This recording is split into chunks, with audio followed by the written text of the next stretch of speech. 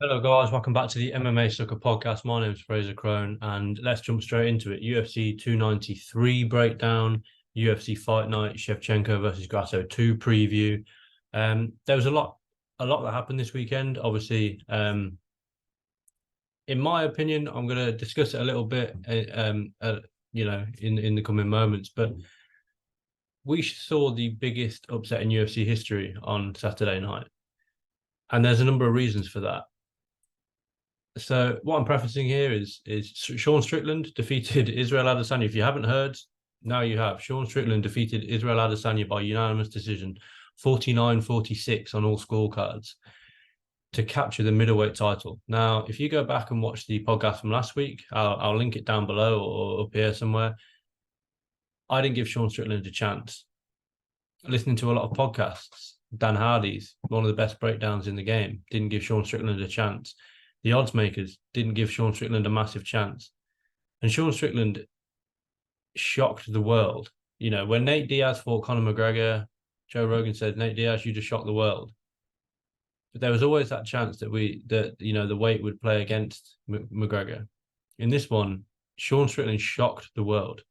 Nobody expected Sean Strickland to win this fight. The MMASucka staff picks 8-0 in favor of Adesanya. There's too much to talk about as far as around this fight is concerned, and previewing the this weekend's fight to talk about sort of really break down round by round how Sean Strickland won this fight. But so I'm just going to give a brief breakdown of it. Sean Strickland won this fight by just being the better mixed martial artist, and he didn't even have to be the better all-round mixed martial artist. He was the better boxer. Straight punches from Sean Strickland beat Israel Adesanya's looping sort of hooks. Sean Strickland getting knocked out by Alex Pereira all those, a couple of years ago. I think it was last year, wasn't it? Last year really played in Sean Strickland's favor in a strange way. He went to train with Alex Pereira and obviously made the appropriate adjustments so that didn't happen again. Israel Adesanya saw that Sean Strickland got knocked out by Alex Pereira as a result of a left hook, and therefore threw wide looping shots in an attempt to knock Sean Strickland out, and it didn't work. And it didn't work from moment one. Sean Strickland's straight punches got to the target quicker than Israel Adesanya's looping punches, and that's what won him the fight. We were debating on the MMASucka sort of group chat whether it was a good performance a really, really good performance by Sean Strickland or a really bad performance by Israel Adesanya. And I think it's a mixture of both. Even if Israel Adesanya had a massive off night, which he did, there's no denying that he did. I'm writing an article or penning an article at the moment about Israel Adesanya's accuracy, and a little spoiler for the article. Aside from one of his other fights against Yoel Romero, which in that instantly forgettable fight, Israel Adesanya has never had a lower accuracy in all of his title fights that have gone 4 or more rounds. That speaks volumes. Israel Adesanya is a kickboxer. As we all know, he's a stand-up magician.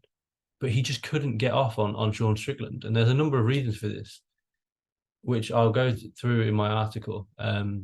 It'll be out on MMASucka socials, so I'm not going to sort of, allude to it too much here. But what won Sean Strickland this fight is his defense. Now, I'm just going to break down the stats a little bit on this one.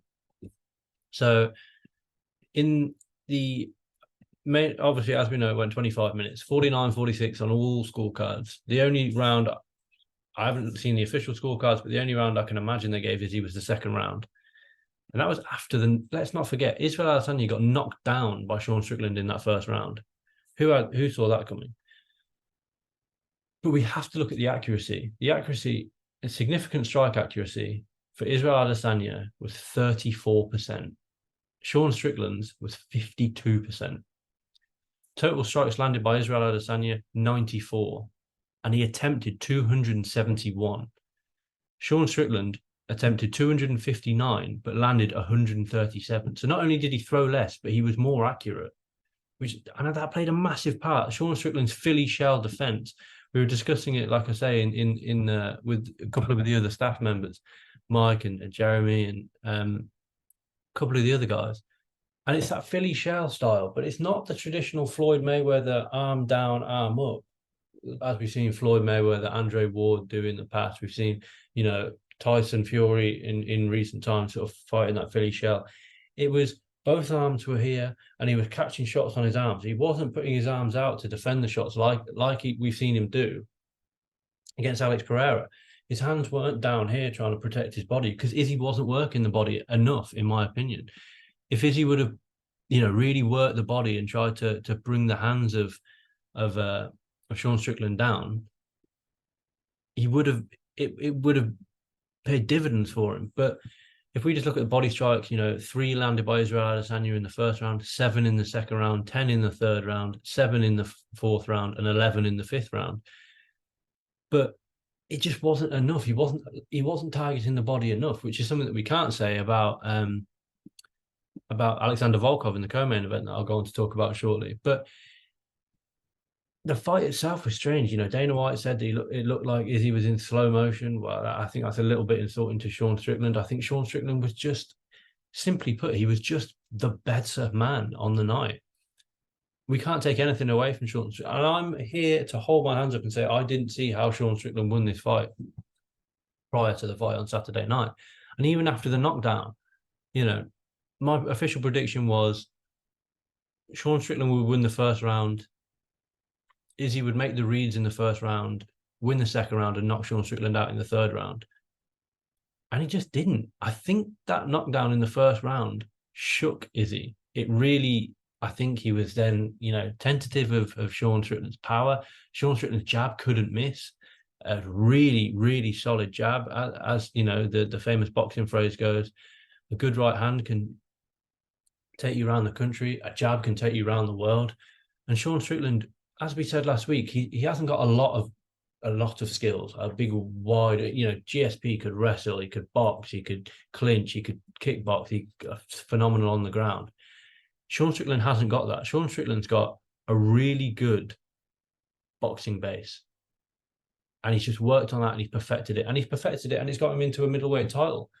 Now, why I called this the biggest upset in UFC history is for one reason mainly. Now, I'm going to talk about the other biggest upset in UFC history prior to this, in my opinion, Juliana Pena versus Amanda Nunes.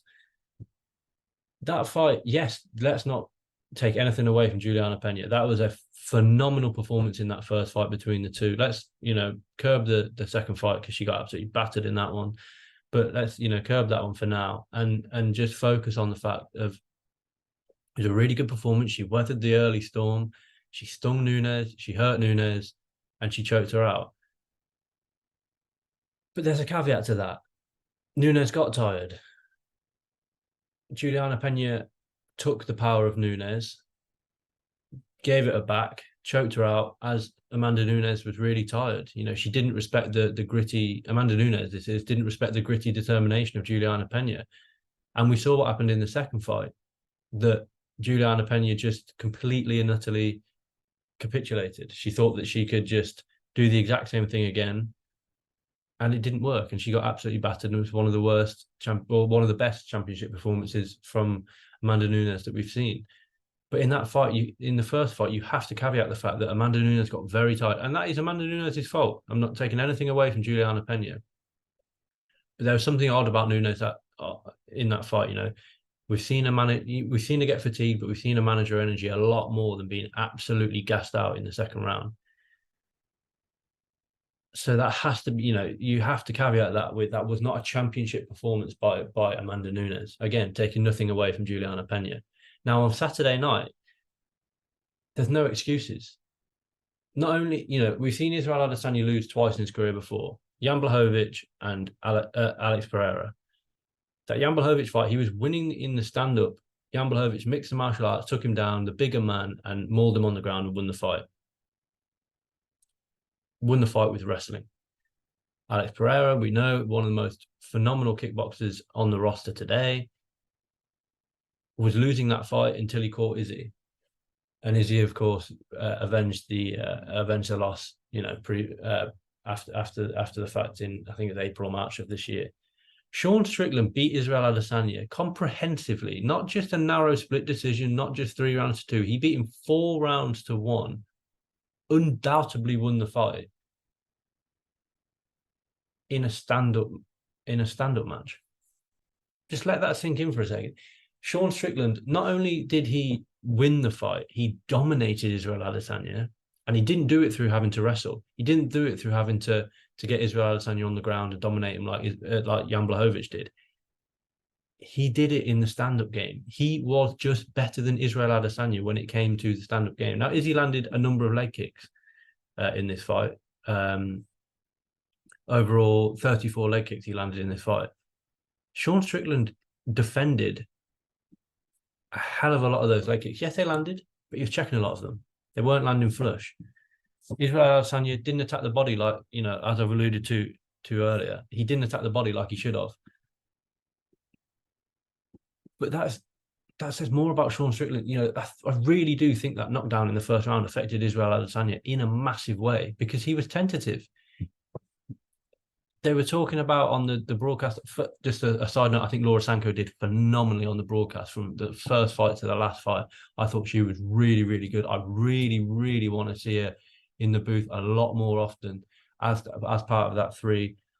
I want to see her on fight nights. I want to see her on pay-per-views. I want to see her just doing as much as possible because she is so knowledgeable. She was the one, let's not forget, she was the one that called the Ezekiel choke in that co-main event. I'll go on to talk about that in a second, but she was the first one to pick up on it straight away. Phenomenal work from Laura Sanko. And I think that's gone, with Sean Strickland winning the belt and causing the massive upset, and with the slurs that I'll also go on to sort of touch on, I really do think that the Laura Sanko performance on the mic, as it were, has gone unnoticed. But phenomenal performance by Laura Sanko on the microphone. I just wanted to give a shout out to her because it's a massive step forward for the UFC to have a female in the commentary booth for a pay-per-view. She's obviously done it before on a fight night, but I want to see her each and every week if possible. I don't want her to now not commentate a pay-per-view for another year or so. I want to see her. I don't want to just see her on the international pay-per-views in Brazil, in Australia, in the UK if we have one again here next year. I want to see her, maybe even instead of Rogan occasionally, because we know that Rogan's slowing down. But going back to my original point, I think Sean Strickland really hurt Israel Adesanya. And sorry, the point that I was trying to make is the commentators made the point that you can win the fight on the back foot. That is possible. We know that that's possible. But you can't win the fight on the back foot if your back is against the fence the entire time and you're barely throwing and you're just trying to counter. Israel Adesanya offered nothing. In that second round, he was a little bit more aggressive. In the 5th round, he was a bit more aggressive because he knew that his title was all but lost. But it's really difficult to win a fight on the back foot, just countering when you're getting landed on. He was countering Sean Strickland, but he wasn't making him miss and making him pay. He was getting landed upon and then trying to counter and occasionally catching Sean Strickland. Like I said, Strickland's jab couldn't miss. The 1-2 in the Philly shell, phenomenal from Sean Strickland. Like I said, not a lot of skills, but the skills that he has got, a championship worthy, quite literally championship worthy.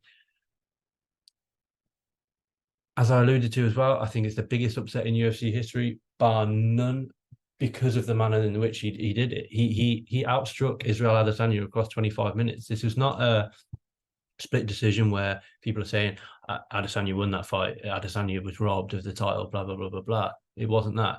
It wasn't a flash knockdown, a flash knockout. It wasn't an early stoppage. I think Matt Goddard, again, they alluded to it on the broadcast. I think Matt Goddard did a phenomenal job in that first round because he could have panicked. I don't think he was really expecting Sean Strickland to knock Israel Adesanya down with a 1-2 and land a ferocious amount of ground and pound and shots against the cage. Sure, Adesanya did a really good job. This is something you should be teaching the younger guys. If you are in a compromising position like that, he was talking to Matt Goddard, I'm fine, giving him a thumbs up. Phenomenal refereeing work. I thought it was a really good night all round for everyone not named Israel Adesanya and, City Kickboxing as a whole, really. But aside from Carl Ulberg, of course. But, we have to look at what's next. Dana alluded to the fact that it should be an immediate rematch for Israel Adesanya. Why? Why should it be an immediate rematch for Israel Adesanya? 16 fights in his UFC career thus far, and I think he only joined in 2018. Phenomenal schedule of work. But you have to look at the division as a whole. Realistically, the next fight to make is Sean Strickland versus Dricus du Plessis. And the UFC and Dana White are going to be kicking themselves. That is probably the fight that many fans will be calling for. He immediately called for the rematch. I don't think that Israel Adesanya deserves a rematch.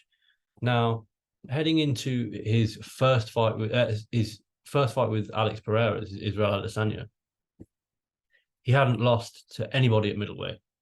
He was enjoying a long winning run at middleweight, beating Robert Whittaker twice, Paulo Costa finished, Yoel Romero, Vettori lapped now, Jared Cannonier, that Calvin Gastelum interim title fight. He lost to Alex Pereira in a fight that he was winning in the final round. He deserved the rematch for that. Like Kamaru Usman was winning that fight against Leon Edwards, head kick, knockout, pound for pound, headshot, dead. And he deserved the rematch. When realistically, Bilal Muhammad should have got that fight. This one, I don't think Izzy deserves a rematch. He was coming into that fight on a one-fight winning run over Alex Pereira. And like I said, it wasn't a close fight. He was dominated in that fight against Sean Strickland at UFC 293. For me, I don't want to see a rematch. Maybe further down the line, Sean Strickland faces Dricus du Plessis, wins that fight, which is going to be a fucking crazy fight, right? But Israel Adesanya, for me, has to face somebody else. I don't see an immediate rematch. Now, who does Israel Adesanya face next? Very difficult. Very, very difficult. I don't want to see another Jared Cannonier fight. I don't want to see another Marvin Vettori fight. Paulo Costa's obviously booked with Hamzat. Maybe the winner of that, Paulo Costa versus Hamzat. But we also have to ask the question, is he deserve a rematch? And like I say, I don't think he does. He's coming off one win against Alex Pereira. Phenomenal win, without a doubt. But we can't just keep, the division needs to progress on. Israel Adesanya now, I don't want to see him in for maybe even another year. I know he likes to stay active. He didn't take a lot of actual damage in this fight. He had a cut lip, a bit of a welt under the eye, but it is what it is. That heals by this time next week, and he's probably back in the gym. But I don't want to see him back for a long time. I don't think he deserves an immediate rematch with Sean Strickland. I think Dricus du Plessis deserves a rematch. Coming off that finish victory over Robert Whittaker, I really do think Dricus deserves the rematch. Deserves the fight for the title, and Israel maybe gets the winner of that one.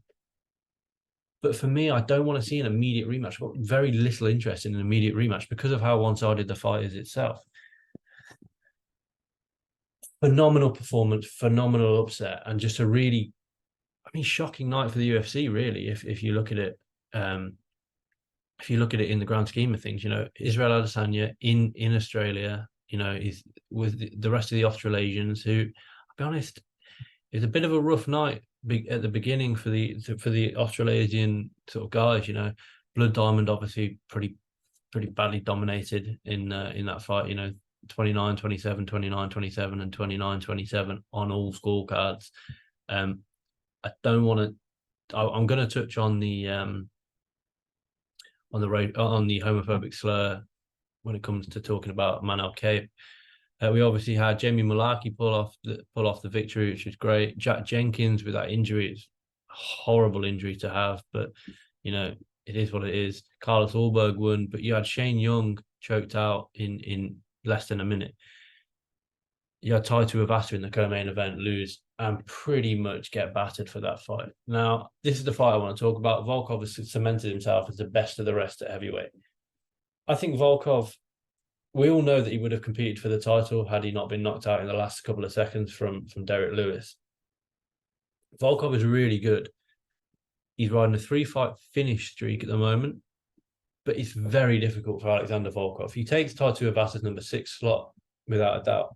But Volkov's already fought pretty much everybody and hasn't been able to just get over the hill, as it were. He lost to Tom Aspinall, lost to Cyril Gane, lost to Curtis Blades, and obviously lost to Derek Lewis back in 2018.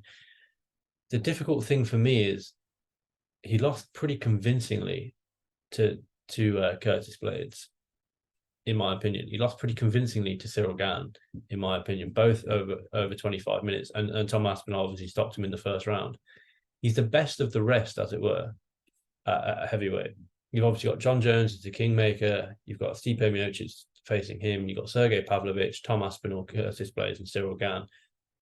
And then you've got Volkov, who, unfortunately for Volkov, has picked up losses against all of these guys. The fight itself, I thought, absolutely phenomenal to make the read of going for the Ezekiel choke instead of the arm triangle. Really good read by Volkov. And for Tai Tuivasa, it's a shame because he just didn't ever look in that fight to me. He couldn't get on the, he was hurting the leg of Volkov as his corner sort of called for, but total strikes. Let's not forget this fight went sort of 10 minutes, the best part of just under, 9 minutes 37. But Volkov landed 107 strikes to Tai Tuivasa's 30. That first round, 53-16, and then 54-14. And you got to take into account that Tai Tuivasa was just beaten on the day and badly as well. I really don't know what's next for Volkov. It's difficult because like I say, he's on a 3-fight finish streak at the moment. Jairzinho Rozenstruik first round, Alexander Romanov first round, and now Tai Tuivasa second round. And he's doing it by different, knockout, Ezekiel choke. Who has ever got an Ezekiel choke not named Alexei Oleinik? I mean, it's phenomenal stuff from Volkov. And for Tai, that's his third finish loss now on the bounce.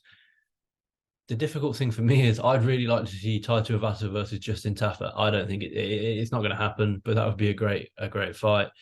I'm going to come on to talk about the Manel Kape fight in a minute. Tyson Pedro got a good win over the Pleasure Man. Less said about that, the better. Shane Young again, that's he has a UFC record now of 2-5. I think that's probably it for Shane Young, unfortunately.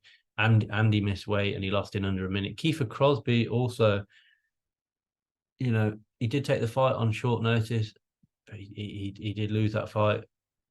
I think, the UFC will be returning to Dublin next year, I believe, and I think Kiefer is kind of on the subs bench for that, as it were. He will be competing in Dublin next year when the UFC go there. Carlos Ulberg, I thought, showed a much better. He's a kickboxer, but he showed a good, well-rounded game, and obviously in that final round got the finish over Dawoon Young, who he had a lot of hype, and then he's just kind of fallen off a cliff. Lost to Justin Jacoby by finish, lost to Devin Clark by decision, lost to Carlos Ulberg now by finish. It's difficult for Young. But I just want to touch on the Manel Kape fight momentarily. He was okay. He got a fight of the night. I would have given the fight of the night to the heavyweights in the co-main, but it was a good fight. There was all action, but that's exactly what you expect from flyweights. Unanimous decision for Manel Kape, 30-27, 29-28, and 29-28. Like I said, it was okay. He's taken on a UFC debutant that took the fight on short notice, and I think Kape knew that he was much better than him. The knockdown in the first, and then in my opinion, he kind of cruised a little bit. He didn't really go out there and outwardly look for the finish, look to exploit the holes in Felipe Dos Santos's game. Dos Santos, I think, definitely, he will get another shot in the UFC, and rightfully so. But for me, Manel Kape didn't really take the fight as seriously as he should. He's kind of obsessed with Kai Kara France. So let's take it back to the pre-fight press conference. He was calling Kai Kara France all the names under the sun for pulling out. He pulled out with a concussion. It's a difficult one. I don't for a second think that Kai Kara France is scared of Manel Kape. He pulled out with, like I say, a concussion. I don't think he's trying to avoid Manel Kape. With the greatest respect to Manel Kape, I don't think he's the kind of guy that's going to be scared of Kape. But for me, what rubbed me up the wrong, continuing to talk about Kai Kara France for a second. He's fought a who's who of the flyweight division. Brandon Moreno twice, Askar Askarov, Amir Albazi last time out in a split decision, lost narrow. Rodrigo Bonto, Cody Garbrandt, one of the hardest hitting bantamweights, and he takes him on a flyweight. This guy's not scared of Manel Kape. He got a concussion and he had to pull out the fight. It is what it is. Deal with it and move on.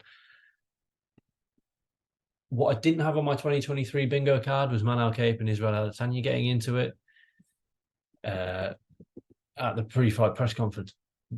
Weird, very, very strange. I didn't have that on my bingo card, as it were. What I will say is I don't like Manel Kape's personality. For me, I don't like. He's a ticket seller. People tune in to watch him. He's a very Floyd Mayweather for me. People either tune in to watch him get knocked out or put on a show.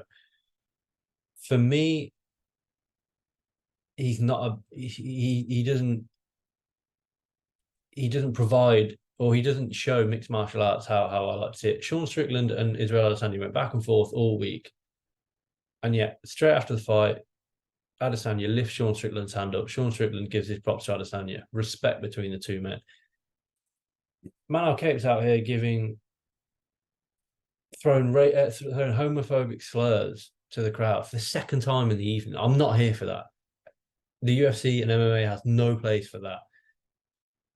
In the post-fight press conference, Manel Kape spoke about Israel Adesanya's loss, calm as a bitch.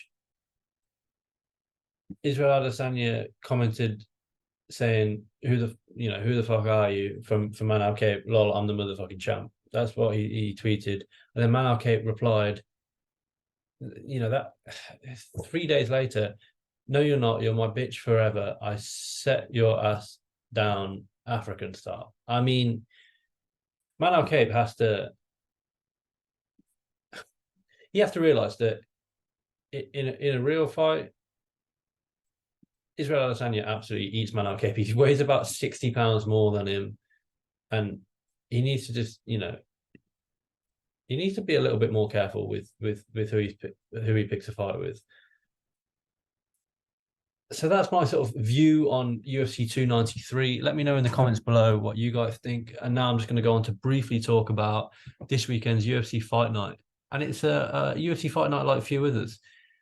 It's in the T-Mobile Arena for a start. And Mexican Independence Day, or Mexican Independence Weekend, sorry. And we got a title fight. We don't have an awful lot of fight nights headlined by title fights off the top of my head. Now, guys, correct me if I'm wrong in the comments, but the last time a title was competed for on a fight night card was Henry Cejudo versus TJ Dillashaw. And that was for the first ever ESPN fight, I believe. Again, please correct me if I'm wrong in the comments, because I can't remember off the top of my head. But Alexa Grasso versus Valentina Shevchenko 2. As we know, last time out, Alexa Grasso choked out Valentina Shevchenko in the fourth round of their fight, extending her flyweight winning run to 5. And really shocking the world, similar to Sean Strickland, when Sean Strickland shocked the world. She snapped. She became the first person to defeat Valentina Shevchenko at flyweight. She snapped Shevchenko's 9-fight flyweight winning run. And let's not forget, did we see a slight decline in Shevchenko in the Talia Santos fight? Perhaps. And then we went and saw the Alexa Grasso fight, and Alexa Grasso beat her. What Grasso did really well last time out is I'll pull up the stats from their last fight because it kind of accentuates what I mean. First of all, when she did get taken down by Shevchenko, she was active on the floor. She was dangerous. She was throwing up all sorts of not legitimate submission attempts, but she was making Shevchenko think. She wasn't taking it much to any damage on the floor, really. She was doing a lot of damage herself off her back. She seemed very quick. She managed to, when Shevchenko was throwing, she never let her throw too much in a combination because she crowded the area or stepped all the way out. Phenomenal work. And as we saw with the finish, she capitalized on a big mistake by Shevchenko. Shevchenko went for the spin. Alexa Grasso took the back and choked her out. I don't really know how this one's going to go. My head says go logical, pick Shevchenko, but my heart says Alexa Grasso is probably going to do it again. I think we always talk about kryptonite, and I think maybe Alexa Grasso is Shevchenko's kryptonite. We'll wait until next Monday to break the fight down, but this is certainly a close fight without a doubt, and it's a really exciting one. I'm really excited for this main event. And the whole card is really good. There's a strong Mexican feeling throughout the card, of course, kind of built around this sort of Mexican Independence Day thing. With that being said, co-main event, Kevin Holland versus Jack Della Maddalena. Sign me up for that. Jack Della Maddalena with I'd probably say, toughest fight of his career to date. You know, he's had Danny Roberts, he's had Randy Brown, he's had Ramzan Ameev. He struggled last time out against Basil Hazif. That was only in July, and now we're only in September. This fight is coming up on September the 6th. So 2 months after facing Basil Hafiz, on short notice, let's not forget, he was meant to fight Sean Brady. That one fell out. He was meant to fight Josiah Harrell. That one fell off on fight week. And then so he fought Big Bad Basil, and he put in a phenomenal performance. Basil Hafiz. Let's not forget. But we're not talking about that fight. This fight, he takes on Kevin Holland, big mouth trailblazer himself, Kevin Holland, who is coming off 2 finished victories over 2 well-respected guys in Santiago Ponzinibbio and Michael Chiesa. And he looked goddamn good in both of those fights. Let's not forget, he took the short notice, 24-hour, if that, fight against Hamzat, choked out in the first round. He then took the arguably ill-advised main event slot against Stephen Thompson and retired in that one at the end of the 4th round. I think broken hands and a very bashed up face. But then he started 2023 already 2-0, and I can probably see him competing again in 2023. But Santiago Ponzinibbio and Michael Chiesa are not guys to be sort of brushed away. Phenomenal performance against Chiesa last time out, and he dash choked Chiesa.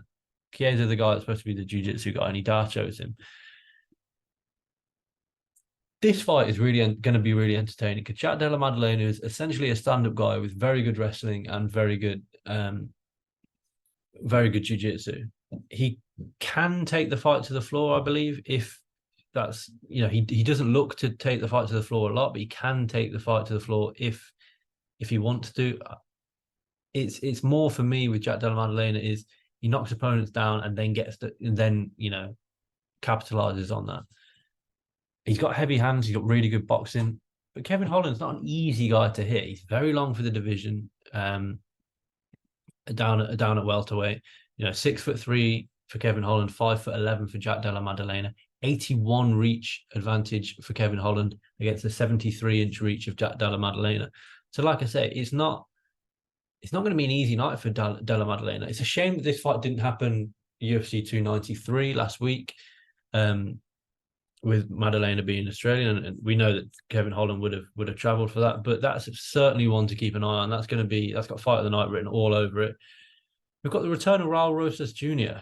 Let's not forget the 18-year-old when he joined the UFC off the Contender Series, tons and tons of hype. Faces Jay Perrin in his UFC debut, bang, submission. And then he fought Christian Rodriguez, and a massive hole in his game was shown in that fight because he just quite simply just wasn't good enough. I don't like to sort of. He will be UFC champion one day without a doubt. But if you look at the stats for that fight, let's not forget that this fight took place over 15 minutes. So 15 minutes of action. Raul Rosas Jr. landed 2 strikes. He attempted 19, but he landed 2. So what that tells me is there's a hole in this game. For the first round, didn't land a single strike. Second round, didn't land a single strike. Third round, he landed 2 strikes. He's got phenomenal jiu-jitsu. Offensively, his defensive jiu-jitsu definitely needs work. His offensive wrestling definitely needs work, but he's so young. There's no doubt that he will have worked on that. He got 4 minutes of control time in that first round against Christian Rodriguez last time out and didn't land a single strike. He was constantly searching for the submission, didn't get it. He was tired in that one. he's going to have learned so much from that Christian Rodriguez fight. I think he's going to come back with a vengeance. And Terence Mitchell, 17 fight career, 14-3. He's 0-1 in the UFC at the moment. He lost to Dricus du Plessis' teammate Cameron Simon where was this? UFC 290. So, that was only, again, similar to Jack Della Maddalena, that was only in July. I think we're going to see a Raul Rosas Jr. win, but I don't think it's going to be, I really want to see a dominant performance, that he's learned the striking game far better. He's not just striking to get the fight to the floor. I want to see him striking to hurt his opponent and then get the fight to the floor. I want to see better offensive wrestling. I want to see better, if it gets in that situation, defensive jiu-jitsu. And I just want to see a better all-round performance by Raul Rosas Jr. We've got Lupi Godinez returns on the card against Elise Reed. Godinez, if you remember, absolutely dominated at Carnelossi back at UFC 274. Then wasn't able to get it done against Angela Hill in August of last year. But then she split decision over Cynthia Calvillo and a pretty dominant decision over Emily Ducote last time out. This is a replacement opponent. She was supposed to be facing Sam Hughes. Sam Hughes withdrew from that. She's now facing Elise Reed. Elise Reed coming off a win against Jing Young Frey. What does concern me for Elise Reed is that she was submitted by Loma Lookbomi, who is a Muay Thai striker. And now she's going to face a wrestler in Lupi Godinez. Godinez's fight all day, in my opinion. We've got the return of Tracy Cortez. Now, Tracy Cortez is an interesting one. She's not fought since May of last year. She had the fight against Amanda Hebas, and I believe she weighed in for that fight against Amanda Hebas and never actually made the walk. That was in December of last year. She's taken, over a year out now. She's 4-0 in the UFC. She beat Maria Agapova on the Contender Series. She beat Vanessa Mello, Stephanie Egger, Justine Kish, and last time out she beat Melissa Gatto. She takes on Jasmine Jasdavicius. It's going to be a good fight. It is really going to be a good fight. Jasdavicius, obviously, she's picked up 2 back-to-back wins in 2023. The last one being against Miranda Maverick in, I'll be honest, a surprise. Jasdavicius was the underdog going into that fight without a doubt, and she did really well in that fight. I think she managed. It was a close fight. Let's not forget it was a close fight. She managed the fight well. She sort of overwhelmed Miranda Maverick with volume in that one. From what I can remember, I think this is going to be Tracy Cortez's fight. Really leaning on that kind of Mexican feel for the fight, for the fight card. Sorry, and the other one, just to keep a little bit of an eye out on, Josephine Knutston versus Marnik Mann. This is a late notice fight. I believe Knutston wasn't offered won on the Contender Series and wasn't offered a contract, but following an injury. No, sorry, she was offered. I can't remember, but this, my memory's terrible, especially with the Contender Series. But Knutston is a talent. She works with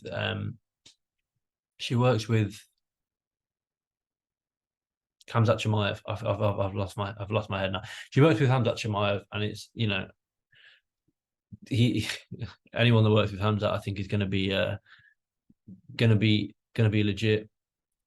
We've got Marnik Mann making her UFC debut. She lost on the Contender Series via head kick to Bruna Brazil. She bounced back with a unanimous decision victory over Amber Brown for LFA. She's got the best nickname on the card, the Sword Off Savage. Marnik Mann.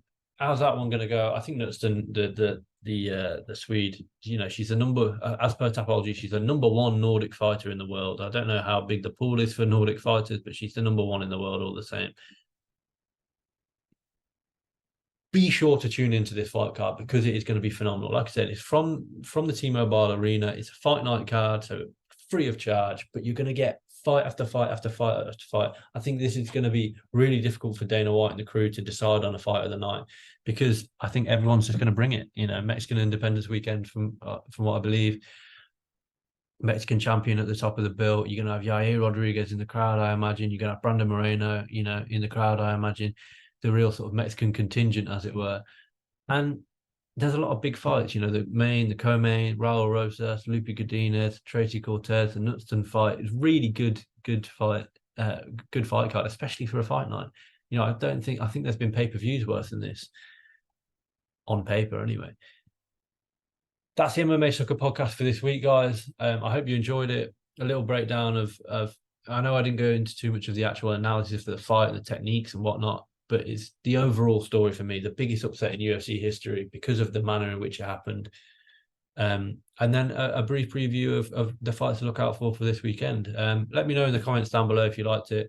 If you could like the video, that does me a solid. Guys who are listening on audio, Apple Podcasts or Spotify, drop us a review, drop us a comment, drop us a like, or whatever you do on those. It really helps me out. I'm still getting used to doing the podcast on my own. I am looking at getting a few guests on to do an episode here or there. I'm going to speak to my old co-host Tim to see if he wants to jump on for a sort of, it would be a guest now, I guess, episode in the future. But like I say, I really appreciate your time, guys, listening. It's I'm still getting used to doing this on my own, but I'm really enjoying it. It's a new chapter for me to do the podcast on my own. It's not easy to sit in your room and talk for the best part of an hour, but I appreciate all the views and all the listens, guys. So take it easy, keep it locked to MMASucka. Drop us a like, drop us a follow, or subscribe, and all that good stuff. And I'll speak to you next week, breaking down what I'm anticipating anyway. It's going to be a really fun, exciting fight card. So, like I say, guys, thanks for listening, and I'll catch you next time.